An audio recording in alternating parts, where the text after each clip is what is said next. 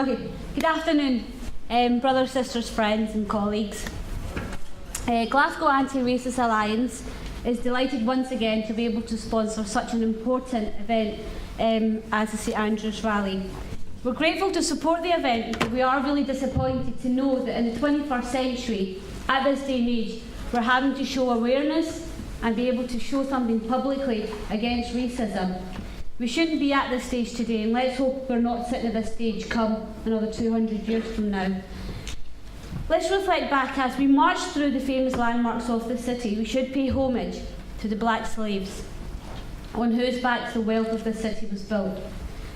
We need to take into account the Glasgow Street, Merchant City, the modern Gallery of Art, the George Square itself. It's a lot of history that a lot of people forget within the city itself.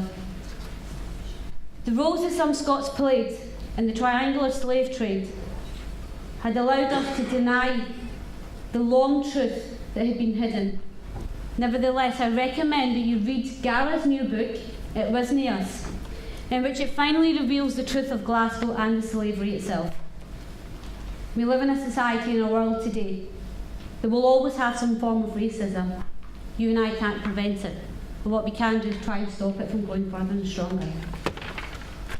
The legacy of slavery continues in modern day racism. If we deny our past, we'll never accept the reality of the present, nor will we be able to create an anti-racist future. Nelson Mandela stated, "After climbing one great hill, there are very many more hills to climb." Let's take Barack Obama, for example, a black man, president of the most powerful country in the world. Who could think it? Martin Luther King also stated, "We must learn to live together as brothers or perish together as fools." Let's think about it. Who are the fools? Is it the ones who are against the unity of this country, this nation, this world? Is it the fool who stood outside Central Station on the 14th of November, covering his face and holding a banner saying "Ban all burqas"?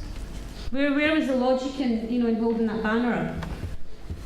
So, what we might have always scared away the English Defence League earlier this month, but sadly, yet again, another black man lost his life.